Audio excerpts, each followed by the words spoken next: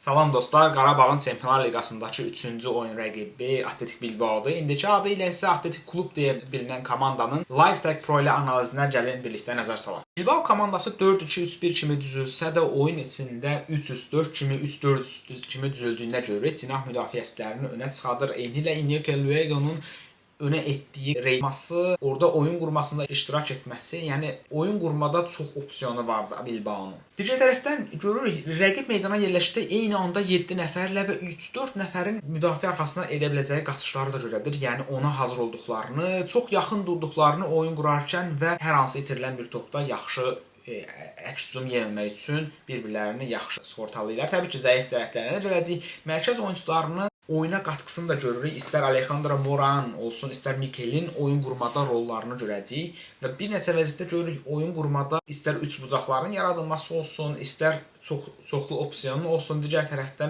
rəqibin birə-bir baskılarını qırmaq, müdafiəyə yaxınlaşmaq, 6 və 8 nömrə kimi oyunda çox rolları ola bilər və rəqibi özünə çəkib daha çox opsiyon yarada bilər. Yenə eyni ilə Mora və Mikelin mərkəzdə olan oyunu çox önəmlidir. Bu hər komanda bunu bu şəkildə edə bilmir. Bəzi komandalarda 6 nömrə daha çox geriyə gəlir, amma da deyə bilərəm ki, mərkəz oyunçuları bu gəldiyi halda Moranın, Mikelin ikincisi də daha oyunu asanlandıracaq. Əslində necə Dortmund Atletik Bilbao'nun zəifliklərini. Çox maraqlı bir şəkildə burada Iñaki Williams'a baxın. Williams'ın necə geri gəldiyini, rəqibin həm müdafiəyə kömək elədiyini, həm iləri getdikdə necə bir rəqib üçün təhlükə yaratdığını görə biləcəyik. Özünüz də videoda baxa bilərsiniz. Williams'ın geri gəlməsi, əldə edilən top və bir anda Williams'ın özünü unutturması və çox maraqlı bir şəkildə Dortmund komandası yerləşir və 6 nəfərin 6 müdafiəçinin arxasına etdiyi qaçış var. Bilbao komandasına qarşı çox yaxşı blok müdafiəsi rol oynadı və topu oyunda tuta bilmədi Bilbao. Digər tərəfdən həmin bu blok müdafiələri, xəttləri bağlamaq Bilbao'nun oyunu çətinləşdirən əsas amillərdir. Bunu Dortmund bir neçə halda. Digər tərəfdən Bilbao'nun bir boş oyunda 4-2-4 şəklində düzüldüyünü də görürük. Yəni Bilbao həmişə 4-3-1 və ya 3-4-3 kimi, 3-3-4 kimi düzülməyəcəkdir. Oyunun bəzi növlərində 4-2-4 kimi, yəni oyun əslində bir çox halında 4-2-4 kimi düzülür. Çünki rəqibin müdafiəsini daha arxaya çəkmək istəyir. Və burada ikinci hissədən görürük sağ cinahın açılması və nə zaman ki sağ cinah müdafiəsi və ya sol cinah müdafiəsini oyuna qoşa bildi, Bilbao daha çox təhlükəli oldu, amma oyundan qurmada çox problemlər var idi deyə o hücumların çoxusu heç nəticələnə bilmədi. Mərkəzdə alınan top və bununla ilərlədikdən sonra iki mərkəz oyunçusunun aldığı toplar və bunu daşımasını əslində daha çox təhlükələr yarada bilir. Amma bunu oyunun çox az hissəsində görə bildik. Bu yaxşı paslaşmaların nəticəsi olur, amma bunu dediyimiz kimi Bilbao bu oyunda çox az edə bilmişdi.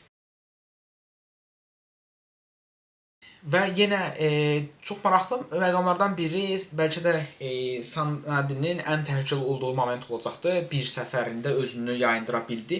Nə zaman ki ya istər cinahlarda ya da mərkəzdə Bilbao çoxalıb o kombinasiyaları qura bildi və istər müdafiə arxasına qaçma, istər cinahlardan oynanılan oyunlarda daha çox təhlükələr yaratdı. Bilbao yerinə yetirsə daha çox opsiyonları vardı və bunları dəyərləndirə bilərdi əslində. Və digər tərəfdən Bilbao'nun sol cinahına diqqət edəcək. Burada səhv bir offside oldu, amma normalda çox daha təhlükəli bir vəziyyət olacaqdı.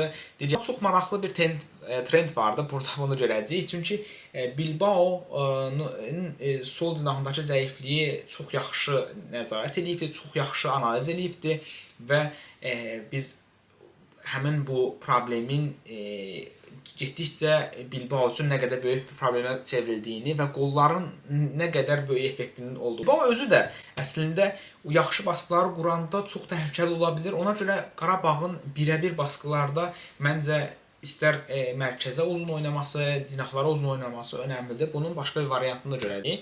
Yəni bu zaman Bilbao çox təhlükəlidir. Təbii ki, bizim müdafiə də Dortmund səviyyəsində deyil. Yəni biraz daha diqqətli olmalıyıq. Sağ cinaha atılan başqa bir pas, yəni bu pasların səviyyəsi həqiqətən əgər Dortmund o sağda daha yaxşı bir futbolçu oynasa daha fərqli nəticələr olardı. Yenə sağdan gələn bir hücum və artıq Yəni bunu edəcəyi bəlli idi və Dortmund bunu Bilbao'ya qarşı bütün ikinci hissədə yerinə yetirdi.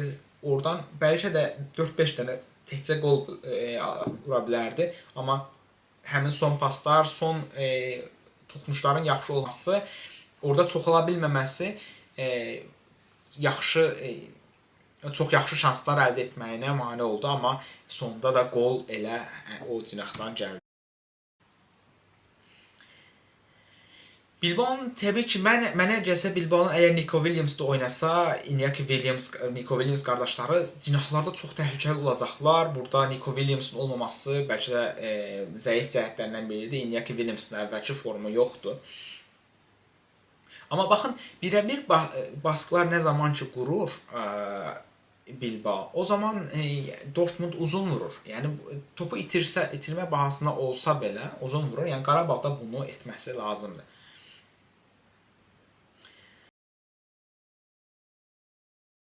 Bilbao'nun artıq o boşluqlarını, cinahlardakı boşluqlarını görəndən sonra xüsusən sol cinahı çox momentə girməyə başlayır Dortmundda. Zülenin mükəmməl oyun görüşü, yəni o an iləri çıxması, əldə etdiyi top və yəni ümumiyyətlə Qarabağın Bilbao'nun cinahlarını çox yaxşı sürətli hücumları olsun, istər Bilbao aqressiv gəldikdə bunları yaxşı etməsi lazımdır.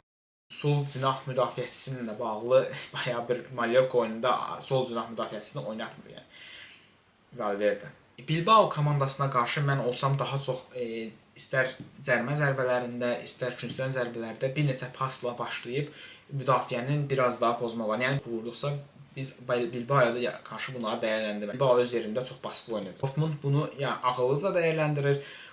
Kompakt şəklində durmaları, o qayıdan topun önəmi, yəni bu futbolda çox önəmlidir. Qayıdan topa ilk zərbə və onun oyun qurmasında, yəni dediyimiz kimi geridən müdafiə olmağa gərək yoxdur. Çünki Bilbao səhvlər eləyəcəkdir. Julian Brandt'ın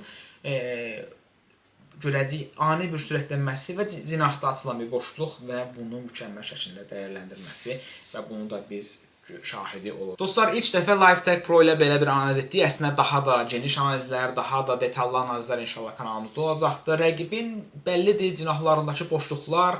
Iñaki Luege'nin oyunundan sonra Valverde növbəti oyunda Mallorca ilə oyunda onu oynatmır və Yuri Berchide'yi oynadır. Adı da biraz qəribədir və ondan sonra Mallorca oyunda rahat keçmir. Əslində bir neçə dəyişikliklə bu oyuna başlayır Valverde.